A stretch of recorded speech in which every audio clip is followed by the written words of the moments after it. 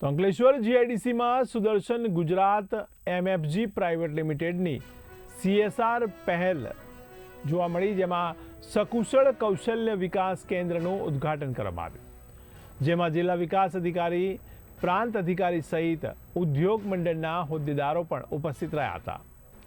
અંકલેશ્વરની Sudarshan Gujarat MFG private limited company દ્વારા જીઆઈડીસીમાં Swami Vivekananda society ખાતે સકુશળ કૌશલ્ય વિકાસ કેન્દ્રનું ઉદ્ઘાટન કરવામાં આવ્યું, જેમાં DDO Yogesh Kapse, SDM BA Jadeja, AIA પ્રમુખ વિમલ જેઠવા, ચેરમેન અને MD રાજેશ રાઠીની હાજરીમાં આ ઉદ્ઘાટન કરવામાં આવ્યું હતું.